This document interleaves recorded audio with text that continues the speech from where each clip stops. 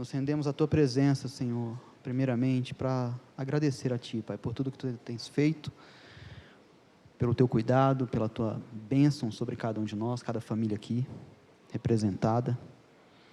E eu peço, Senhor, que, assim como o Senhor tem falado ao meu coração, que o Senhor possa estar agindo com liberdade no coração de cada filho, filha Tua aqui nessa igreja hoje. Que não seja eu, mas que o Teu Espírito a fluir através das palavras, e que tudo que for revelado seja selado no nosso coração, para que possamos praticar, Senhor, viver um evangelho prático. É o que eu peço a Ti, agradecido, Senhor, em nome de Jesus. Amém. Bom, queridos, isso é mais ou menos o que tem acontecido comigo esses dias. Eu vim só compartilhar com os irmãos, e é porque é algo que tem queimado assim um pouco no meu coração. O Senhor, na verdade, tem me incomodado, né? Às vezes que eu vim aqui eu vim falando sobre maturidade. Maturidade é algo que tem sido um incômodo no meu coração, o amadurecer espiritualmente, né? Porque alguns sabem da nossa história aqui em outros lugares, em outros ministérios, e eu sinto meio que uma necessidade de correr para amadurecer rápido, porque durante algum tempo eu fiquei meio que improdutivo, né? Meio que estagnado, meio que como um leproso dentro da igreja. Isso me trouxe uma ânsia por crescer espiritualmente, tipo correr atrás do tempo perdido, só para ficar claro, né? Então, lógico que tudo dentro dos nossos limites, né, das nossas limitações, mas é algo que tem me enchido assim, o coração, esse desejo de conhecer mais de Deus e amadurecer no Senhor.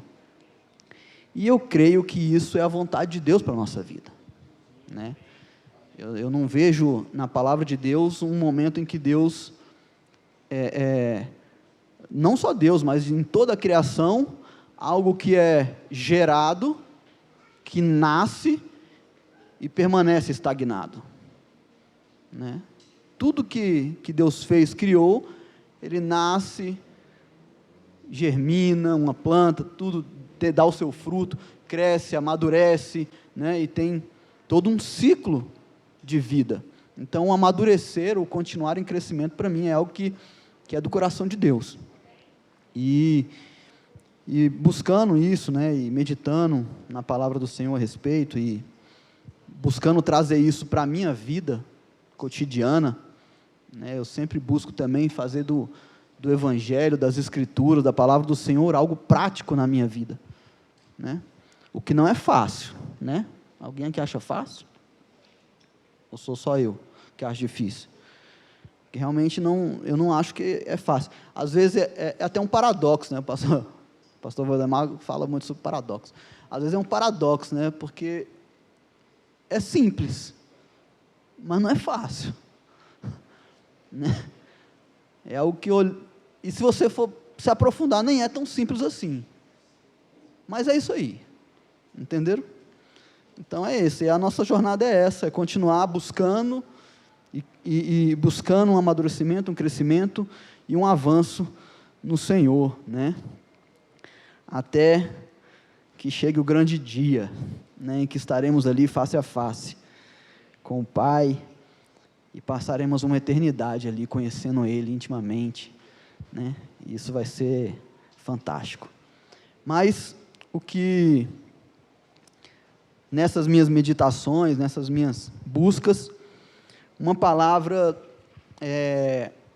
começou a me incomodar um pouco mais. Eu comecei a ficar um pouco mais curioso a respeito dela e tentar trazer isso para a minha vida, destrinchar um pouco o conhecimento disso. Eu queria compartilhar com os irmãos, acredito que não demorarei, mas a palavra é equilíbrio e equidade.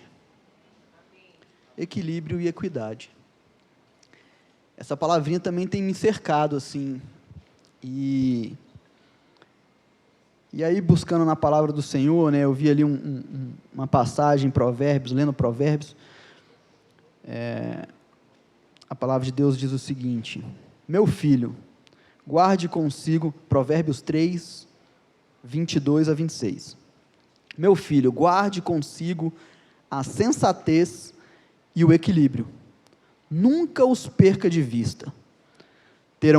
Trarão vida a você e serão um enfeite para o seu pescoço. Então você seguirá o seu caminho em segurança e não tropeçará. Quando se deitar, não terá medo, e o seu sono será tranquilo. Não terá medo da calamidade repentina, nem da ruína que atinge os ímpios, pois o Senhor trará a sua segurança e o impedirá.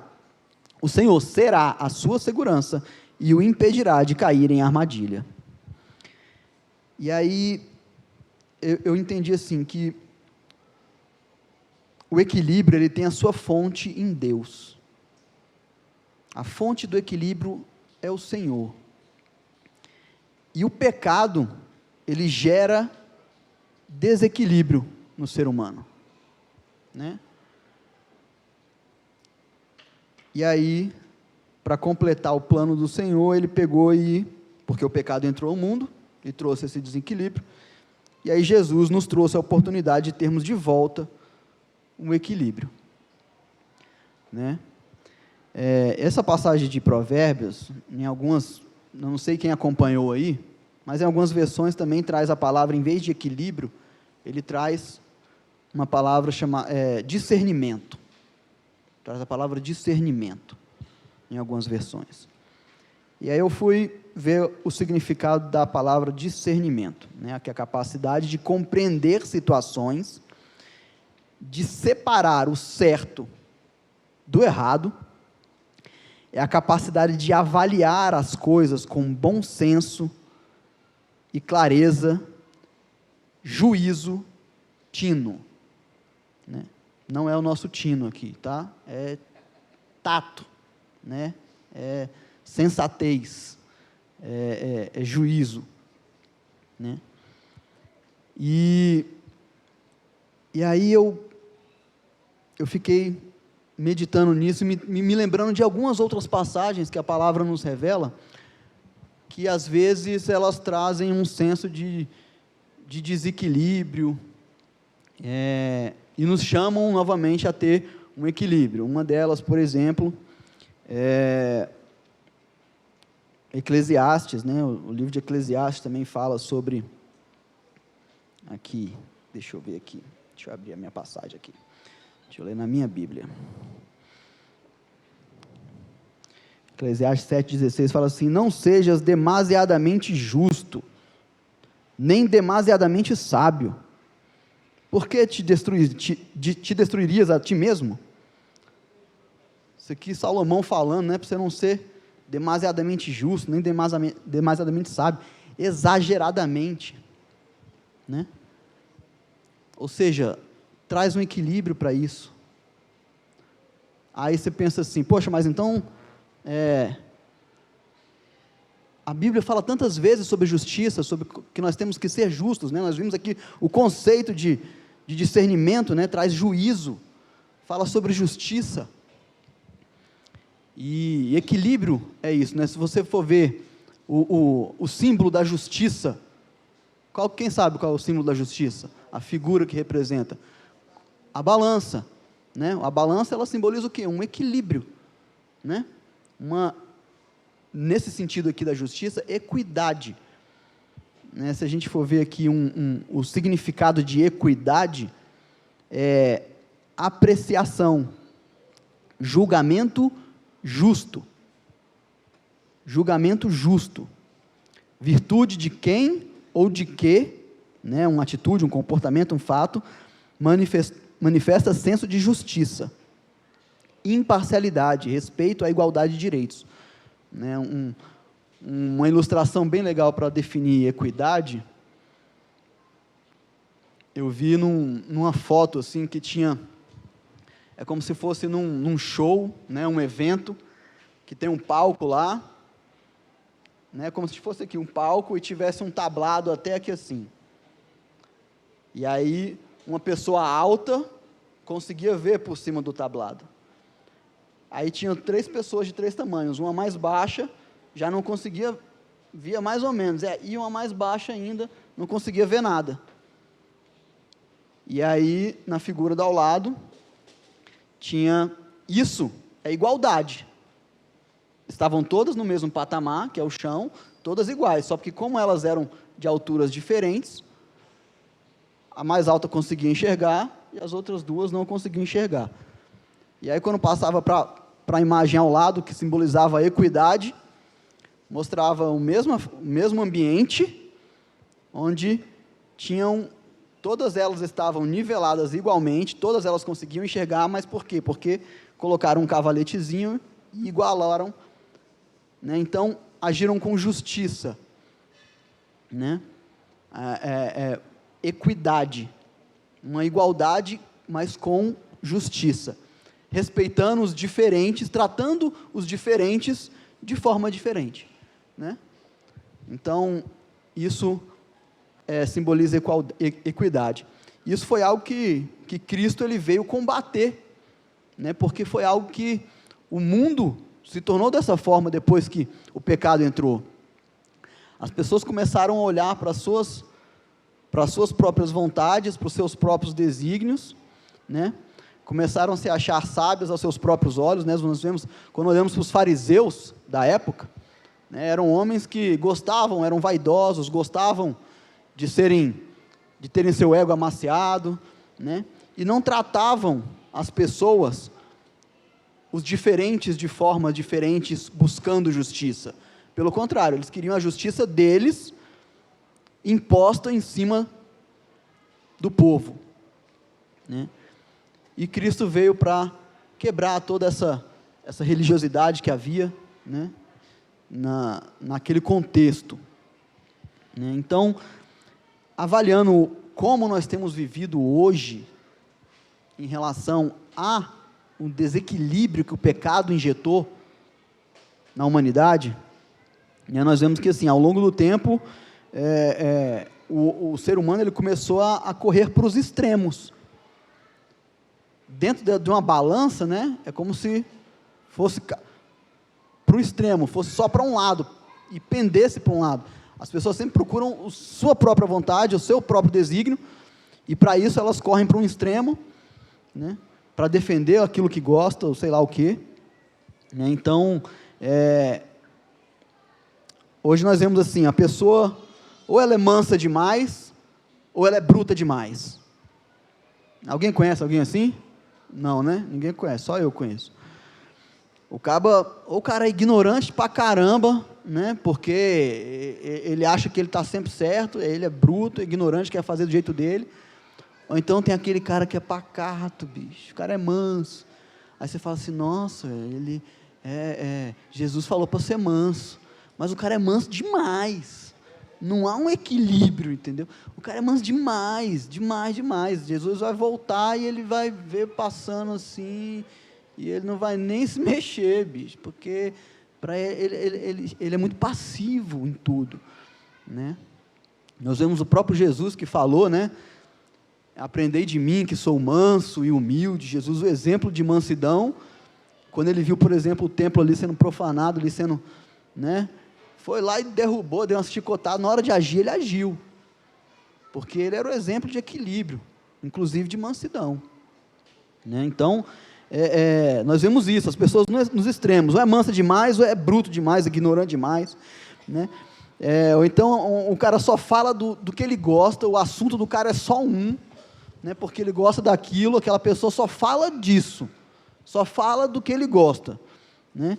E aí ele odeia. A outra pessoa vem falar de algo que é o contrário dele, ele odeia falar naquele assunto, só fala porque o cara é um extremo, então tem que ser do jeito dele, tem que ser o assunto que ele quer, né? Eu estava conversando com meu filho, hoje pela manhã, fui jogar bola com ele, e aí ele está numa fasezinha do futebol, né? Então, assim, é o tempo inteiro falando de futebol, só fala de futebol o tempo inteiro, e aí veio conversar comigo, e falando de futebol e tal, e aí ele veio falar isso para mim, falou, pai, eu e meu coleguinha lá, a gente passa o dia inteiro falando de futebol. Eu falei, nossa, filho, que porre, sério? Você não fala mais nada, bicho? Não, é porque a gente gosta muito. Eu falei, tá, filho, eu sei, eu também gosto muito de futebol, mas calma aí, bicho. Você imagina que porre que não deve ser o seu tempo inteiro, falar, ô, bom dia, mas e o Messi? Que Messi, bicho? Futebol, e o Flamengo, e não sei quem, futebol o tempo inteiro, é muito porre, né? E assim tem outros assuntos, né? E a pessoa só tem aquele assunto. Isso vale para tudo, né? Às vezes a gente está fazendo isso com o assunto da igreja, né? A pessoa não consegue se relacionar com outra pessoa, não consegue nem ali conseguir atrair alguém, né? Porque o cara vira o crente chato. E aquilo eu estou falando, que a gente não deve o tempo inteiro estar ligado, conectado com o Senhor, não. Essa é a única situação em que, porque como Ele é a fonte do equilíbrio, né? É o único momento em que nós podemos nos tornar desequilibrados, é para ficar ligado na fonte. Isso sim. Mas a forma tem que ter equilíbrio. Porque senão, você acaba repelindo as pessoas. Alguém já conheceu um crente chato? Sério? Achei que tinha sido só eu. Tem uns caras que, meu irmão, pelo amor de Deus, né? Você vai falar, poxa, cara, eu estou meio doente e tal. O cara, Jesus te cura. Tá, mas você teria um remédio? Não, Jesus, bicho, esquece remédio, só Jesus. Não tem né? É um exagero, uma falta de equilíbrio.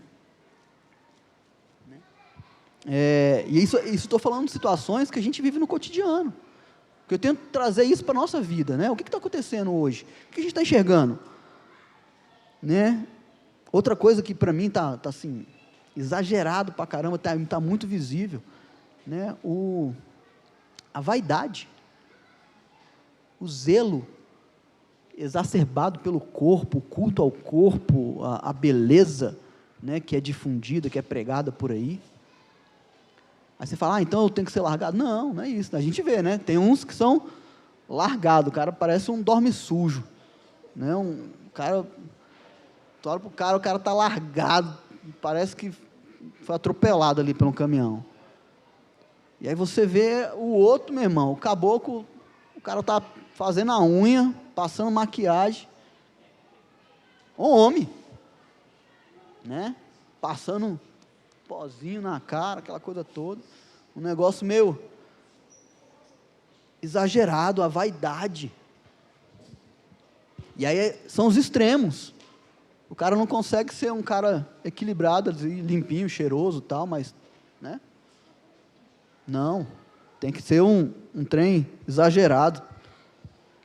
Então, se a gente for parar para pensar, em cada uma dessas coisas que a gente falou aqui, a gente consegue linkar um pecado, entende?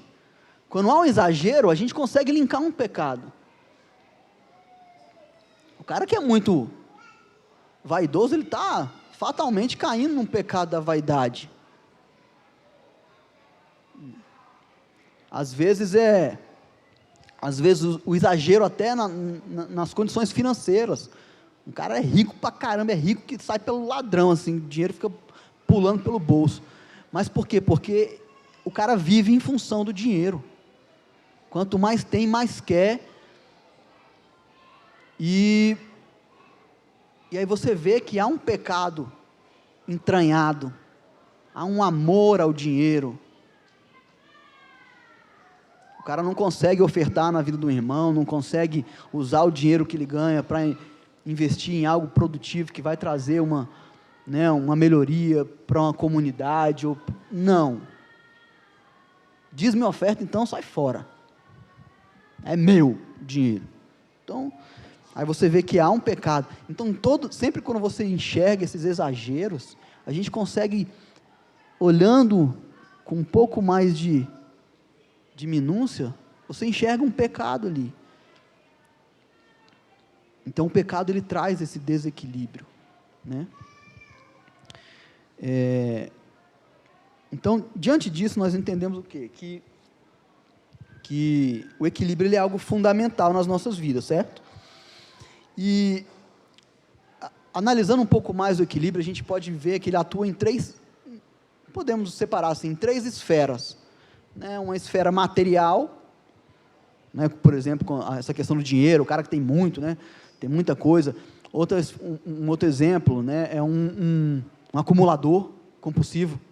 Né? Alguém já conheceu alguém que é acumulador? Não, né, Lúcia? Nunca conheceu, né, Lúcia? Meu sogro, cara, se pensar numa coisa, ele tem na casa dele.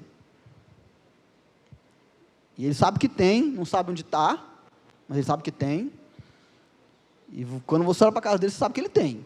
Porque tem coisa ali até, mas é impossível de achar. Mas é aquele negócio, eu preciso ter. Né? E aí você vê que há um desequilíbrio de forma material, você vê uma esfera material, né? Ter coisas, obter coisas e etc. A gente consegue analisar também uma esfera mental, um desequilíbrio mental e um desequilíbrio espiritual. A gente consegue enxergar isso quando a gente para analisar a questão do desequilíbrio. E aí, uma coisa que eu fiquei refletindo, né? Eu estava vendo um exemplo em Gênesis, né? Em Gênesis 1, quando Deus está ali fazendo a criação,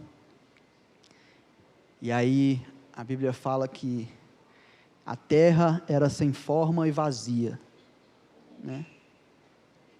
E havia um caos. Algumas versões vão falar de trevas, né? Outras vão falar de caos. O caos eu imagino assim, quando você chega em casa, está tudo bagunçado, fala, meu Deus, minha casa está um caos. Eu já imagino isso assim. Total desorganização, total desequilíbrio das coisas, falta de harmonia, né? E o Espírito de Deus pairava sobre as águas.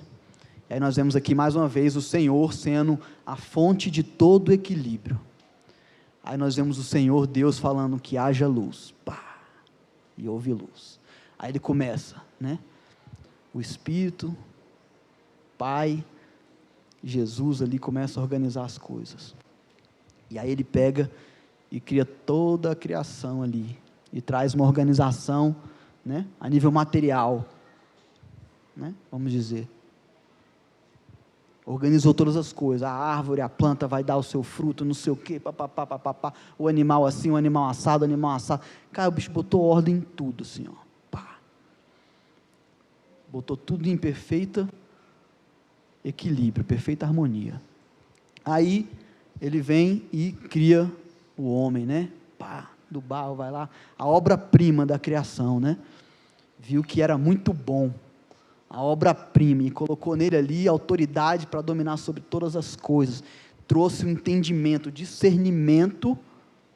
trouxe o discernimento sobre o homem, para dominar sobre tudo na criação, pá, discernimento ali, um equilíbrio no homem a nível mental, né?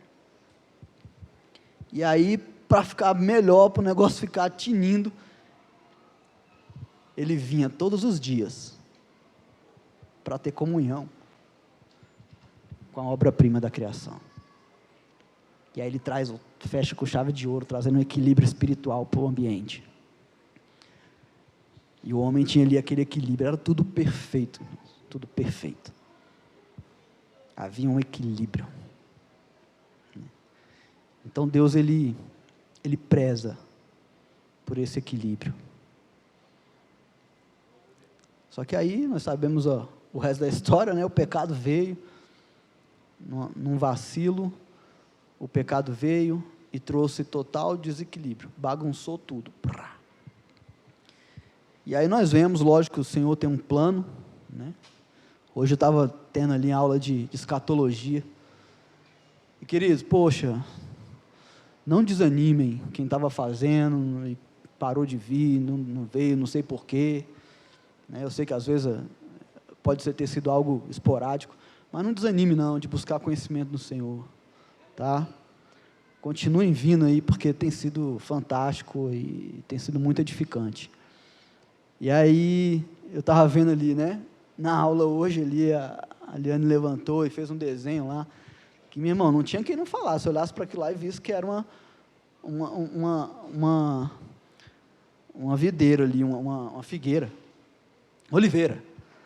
Estava nítido ali que era uma oliveira, entendeu? Era bater o olho e ver, desenho perfeito, entendeu? Tanto é que eu fiquei na dúvida agora se era figueira, se era oliveira, mas, bom, mas eu sei que ela fez um desenho ali, gente, e exemplificando, né? Poxa, o plano de Deus ali, separou um povo, aí o Senhor veio para os dele, e os dele não receberam, e aí ele pegou e cortou. Aí você vê, havia um equilíbrio, mas aí não receberam, e aí o Senhor foi lá e cortou os ramos da oliveira, e aí ficou desequilibrado o negócio. Aí ele foi lá e enxertou, para trazer equilíbrio de novo, aí ficou tudo equilibrado de novo. Então, o Senhor, Ele sempre preza por um equilíbrio. As nossas vidas, elas precisam estar nesse sentido. E aí você fala, poxa, mas e aí, como é que está a sua vida, né? Eu tenho buscado muito um equilíbrio nessas três ênfases, né? Hoje, por exemplo, eu estou num contexto em que minha casa hoje está um caos. Não porque, né, minha mulher é bagunceira, não, pelo contrário. Ali, ela é muito esforçada. Só que hoje, a gente está passando por uma construção, então a casa ainda não está acabada. Então você vê, você fica às vezes, né, a gente vê, tinha nossas coisas, nos mudamos, aí você não tem um lugar onde colocar tudo e tal, e fica um negócio meio assim. E mesmo assim a gente, se esforça para, dentro daquela nossa limitação, manter tudo organizado, cada coisa no seu lugar, dentro da medida do possível. Mas é o que a gente se esforça para isso. A gente busca esse equilíbrio do meio, né, o equilíbrio material. Existe, inclusive, na época eu estava para concurso, acho que a galera aí, concurseira aí, é porque faz muito tempo já, queridos. Na área policial tinha uma teoria das janelas quebradas. Alguém já ouviu falar dessa teoria das janelas quebradas? Né, que é uma teoria meio que do caos, né? Então, que falava justamente isso, no ambiente, uma janela quebrada de um prédio que estava todo bonitinho lá. Se você quebra uma janela e você não se prontifica rapidamente ir lá e consertar, e você deixa, a tendência é que outra janela se quebre e as pessoas ajam nessa direção de manter o caos ele se propaga, né? Então fizeram experiências, né, nesse sentido, botaram um carro na rua, e aí o carro inteirinho, todo bonitinho, limpinho, bonitinho, o carro ficou 2 semanas ali, na mesma rua ali, inteirinho. Aí um dia quebraram a janela do carro. Nesse mesmo período de 2 semanas, quando voltaram lá, tinham roubado as rodas, tinham roubado para-choque, pichado o carro. Por quê? A tendência é que o caos se instale. Então, o equilíbrio do nosso meio, ele influencia nas nossas ações, então é importante a gente manter esse equilíbrio. O equilíbrio mental, aí aqui eu já encaro ele com eu já procuro me esforçar mais para esse equilíbrio mental. Eu sempre tive muitos conflitos na minha cabeça, não sei quantos aqui, mas eu já tive muitos conflitos, muitas crises de identidade, porque cada um aqui tem uma história, não é verdade? Eu tenho uma crise muito grande hoje quando as pessoas tentam nivelar as pessoas. Eu acho isso muito complicado, porque cada um tem uma história, cada um tem é lógico que nós temos uma base, uma estrutura, né, um manual, que é a palavra de Deus, que nos dá ali uma orientação, um caminho, esse sim, né? A Bíblia fala sobre, são marcos que não podem ser removidos, está ali, pá. Mas no tete a tete, nós temos que entender que as pessoas vêm de contextos diferentes, né? Então, é aquela questão da equidade, tratar os diferentes de forma diferente, buscando ser justo, né? Então, eu tive muitos conflitos. Então, na mente, o equilíbrio mental, para mim, ele é o mais desafiador. Ele é o mais desafiador. E para mim também um dos mais importantes, porque eu acredito que o equilíbrio espiritual, ele está diretamente ligado. Todos os três estão conectados, mas o espiritual está diretamente ligado ao equilíbrio mental. Né? Porque o equilíbrio mental é ele que vai te trazer condições de discernir. É ele que vai trazer você a ter condições de saber o que é certo e o que é errado, de forma sensata e justa, como diz lá em Provérbios. É ele que vai te dar condições de julgar, no sentido de analisar as informações que estão chegando até você. Não é verdade? Pessoas com uma debilidade emocional, quantos aqui, trazendo para a nossa prática do dia a dia, quantos aqui conhecem uma pessoa fantástica, maravilhosa, papapá, que você fala assim, cara, essa pessoa ela é um doce, e ela foi, pá, e arrumou um relacionamento com um camarada que você bateu o olho, na hora que você viu, você falou, isso é um traste, isso não presta. Alguém conhece alguém assim, passou, alguma amiga que, você fala, meu irmão, como é que você foi caindo, meu irmão, chuta que é laço, né, pelo amor de Deus, como é que você se meteu na dessa, você é uma pessoa tão boa.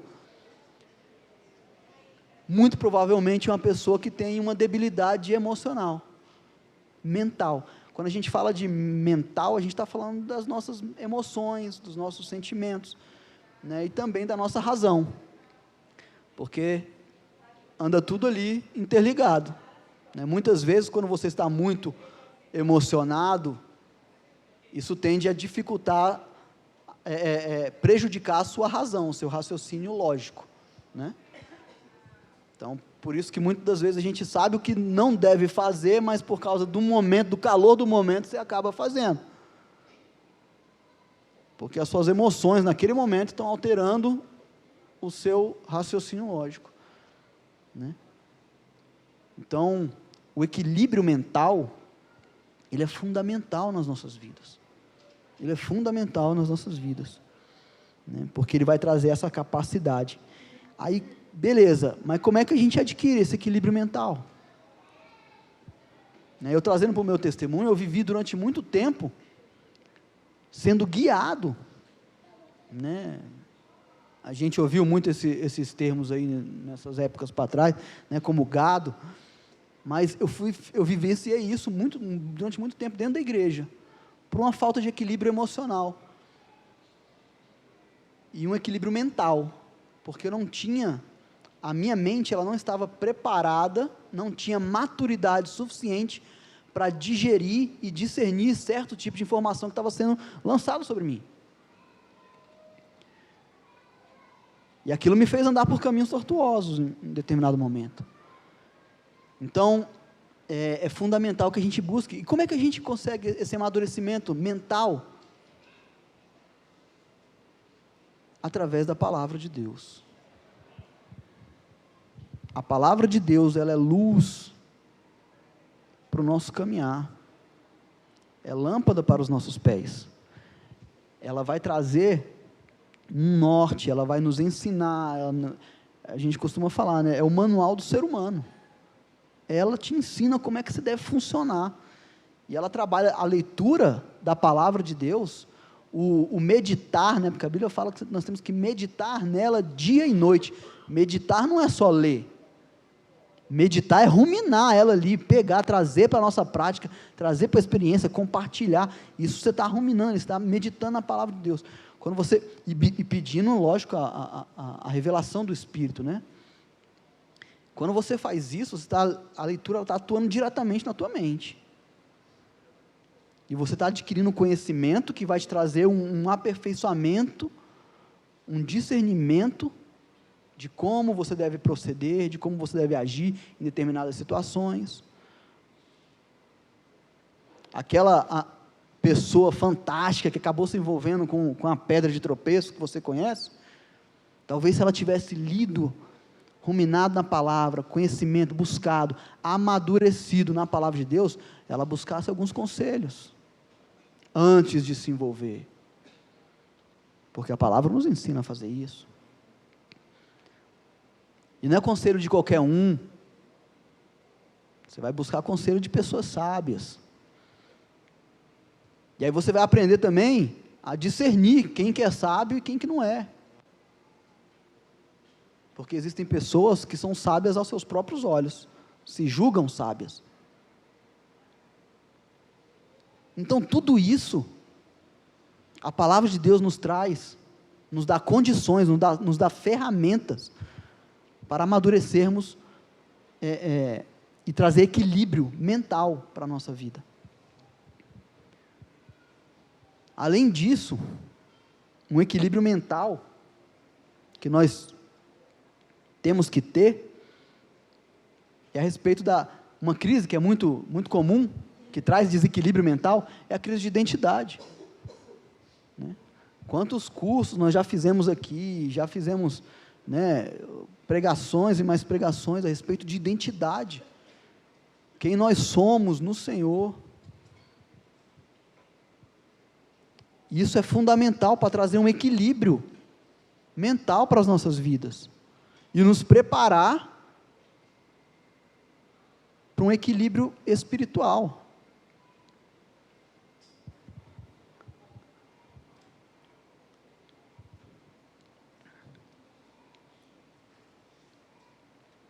O Senhor, Ele tem muita vontade de se relacionar conosco. Agora, muitas das vezes, a gente quebra esse relacionamento, porque a gente não anda nessa direção, de se preparar e estar equilibrado para se relacionar com Ele, né? E o pecado traz essa quebra.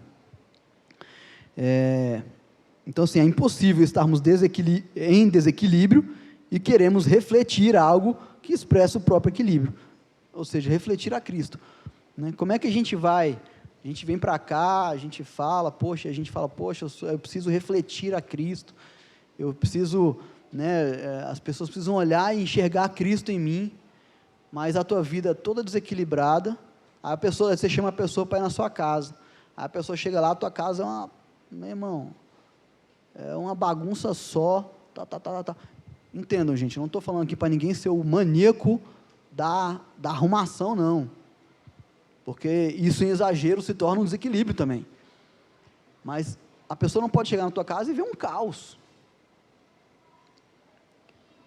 né? Como é que você vai refletir Cristo, que é o centro do equilíbrio, sendo que a tua casa está um caos?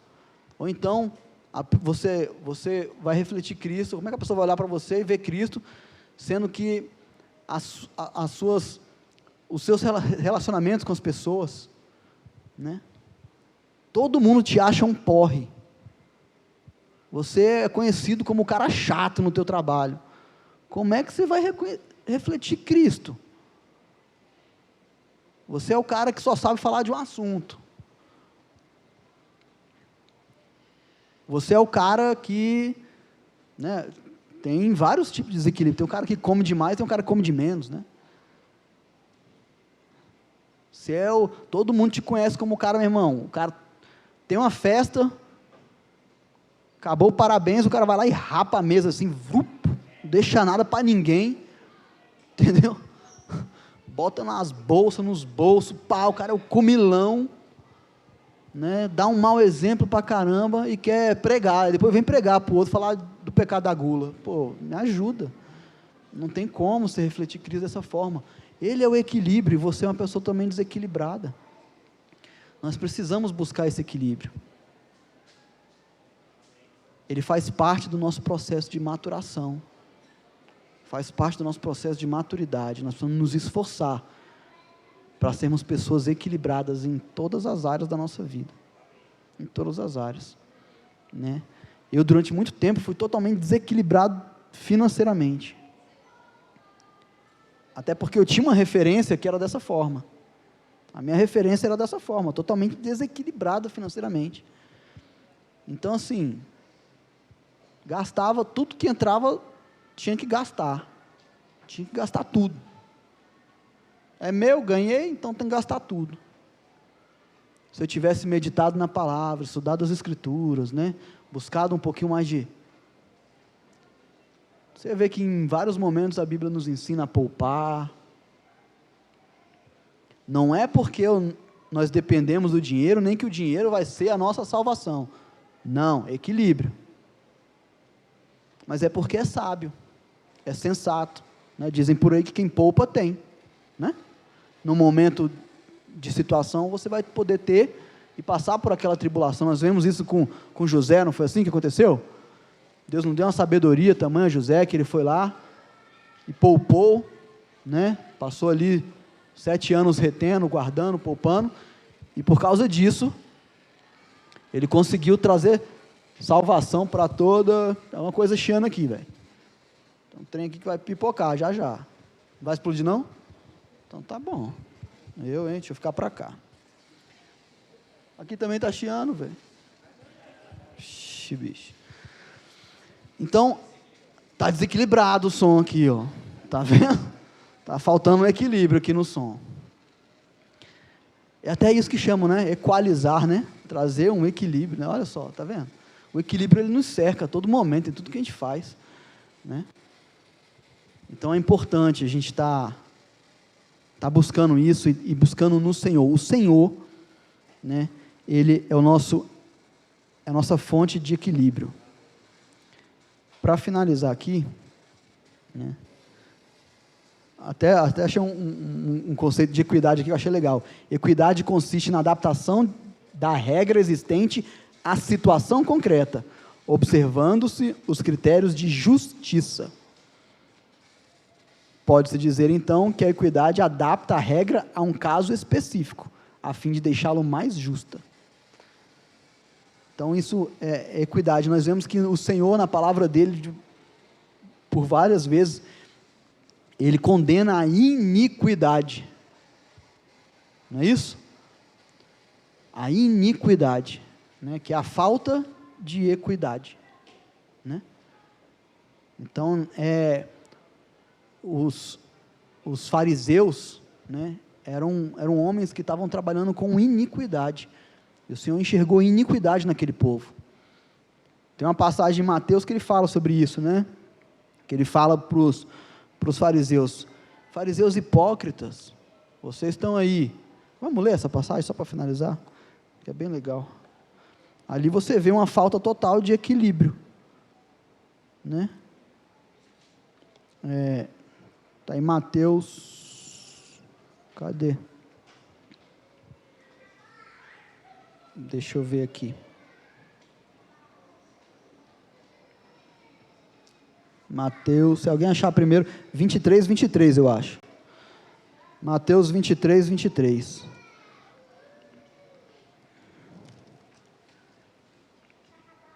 Ele fala o seguinte: ai de vós, escribas e fariseus hipócritas, pois que dizimais a hortelã, o endro e o cominho, e despreza o mais importante da lei, o juízo, a misericórdia e a fé. Deveis, porém, fazer estas coisas e não omitir aquelas, né? Ou seja, você tem que fazer as duas coisas, mas vocês estão fazendo de forma totalmente desequilibrada. Na verdade, não é, vocês estão fazendo só uma e não estão fazendo a outra.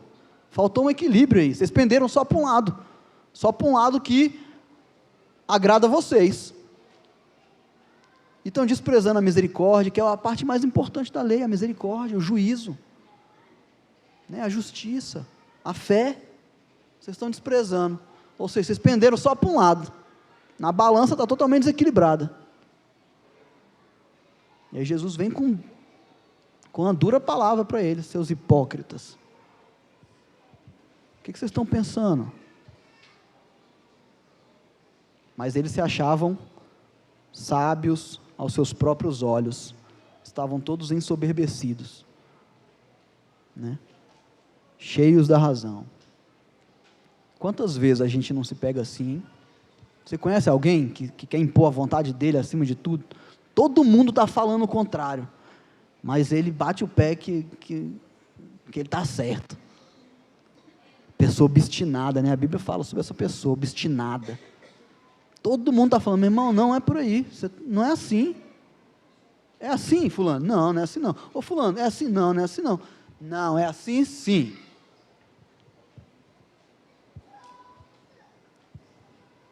Falta de equilíbrio, bom senso, sensatez, né? Como diz lá o versículo-chave que a gente leu aqui de Provérbios 3.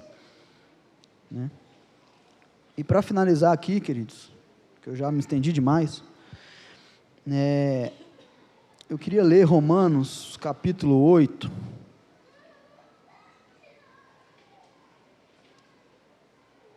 Romanos capítulo 8, o iniciozinho de Romanos capítulo 8, para a gente entender que é o Senhor quem traz esse equilíbrio, né? O Senhor, Ele é o nosso prumo, Ele é o nosso prumo, portanto, agora, nenhuma condenação há para os que estão em Cristo Jesus. Quando nós estamos em Cristo, agora entendam, falar que você está em Cristo, não é só falar assim, opa, eu estou em Cristo agora. Não é assim que funciona, não é uma palavrinha mágica e você, puf, agora eu estou em Cristo. Você tem que se esforçar, você tem que buscar conhecê-lo, para estar nele, você precisa conhecê-lo, conhecer a vontade dele para a sua vida, os propósitos dele para a sua vida. Agora, nenhuma condenação há para os que estão em Cristo, que não andam segundo a carne, mas segundo o Espírito. Porque a lei do Espírito de vida em Cristo Jesus me livrou da lei do pecado e da morte.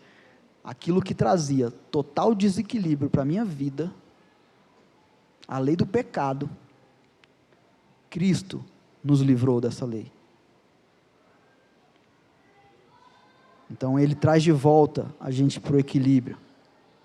Quando estamos nele, há equilíbrio espiritual, consequentemente mental, consequentemente material.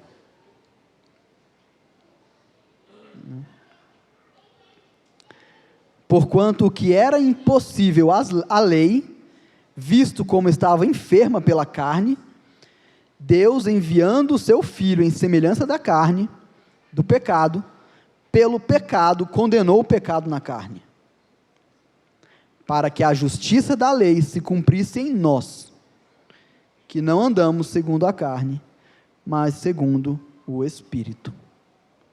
Então, a nossa vida, ela precisa ser guiada pelo Espírito. Quando nós buscamos essa intimidade, para mim o que isso resume, um equilíbrio espiritual é intimidade com Deus. Você só vai ter intimidade com Deus orando e lendo a palavra dele, porque se você não lê a palavra dele, você não consegue conhecê-lo, porque é lendo a palavra dele que você vai conhecê-lo, e o Espírito dele vai se revelar a você, e orando, que é o quê? A oração é quando você conversa com o Pai, ou seja, você gasta tempo, né? Intimidade, ela vem com tempo, né? Você passa tempo com a pessoa, vai adquirindo a intimidade. Então, é dessa forma que para mim, o equilíbrio mental, espiritual, ele se resume à intimidade com Deus, que vai vir através da leitura da palavra, da oração. Tendo essa intimidade, você vai conseguir equilibrar sua mente, suas emoções, seus sentimentos, consequentemente, tudo que está ao seu redor, tudo que é material que está ao seu redor, vai receber os frutos desse equilíbrio espiritual e mental, né? Você vai conseguir organizar tudo que está ao teu redor. A tua casa vai ser bem organizada, seu relacionamento com as pessoas, suas finanças, tudo que é material vai se organizar. A intimidade com Deus. Amém, queridos?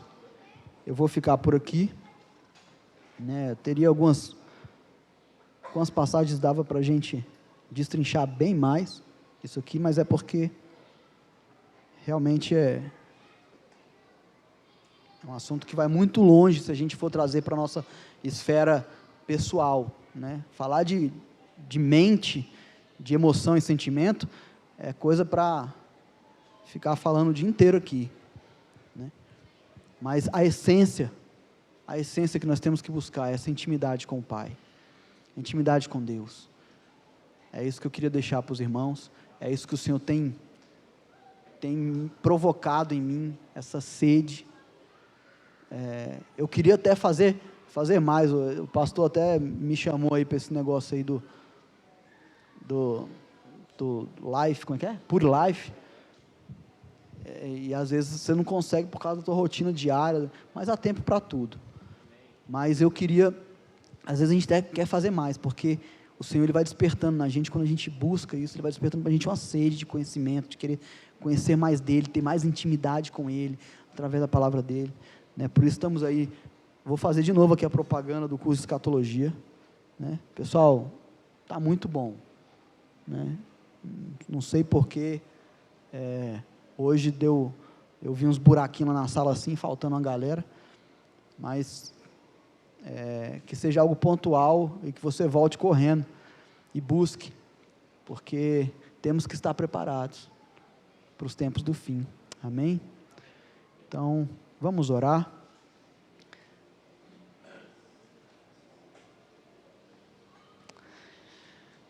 Senhor, Pai, obrigado, Senhor, porque até aqui o Senhor tem nos abençoado com a Tua infinita misericórdia, Pai. Pai, a começar por mim, nós não somos merecedores, Pai, de tanta graça, de tanto amor, de tanta misericórdia que o Senhor tem derramado sobre as nossas vidas. Mas o clamor do meu coração hoje, Senhor, é que o Senhor possa derramar sobre nós, sobre a Tua igreja,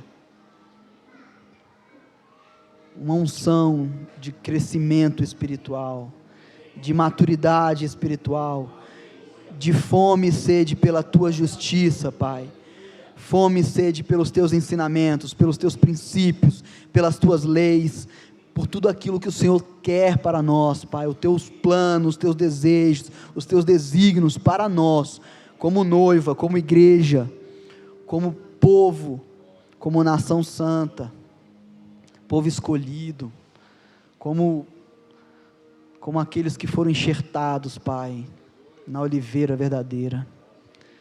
Pai eterno, que o Senhor possa se revelar a nós, que nós possamos, Pai, ter a cada dia o nosso nível de intimidade contigo mais apurado, Pai, que nós possamos refletir essa intimidade por onde quer que o Senhor nos enviar, que ao passar pela rua, que ao entrar num estabelecimento, que ao chegar ao nosso trabalho, que ao chegar nas nossas reuniões familiares, Pai, em todo e em qualquer momento, as pessoas possam olhar para nós e ver um equilíbrio de comunhão contigo, que elas possam enxergar, Senhor, a Cristo em nós, porque o Senhor em nós gera esperança, Senhor. O Senhor em nós gera esperança nas pessoas, Pai.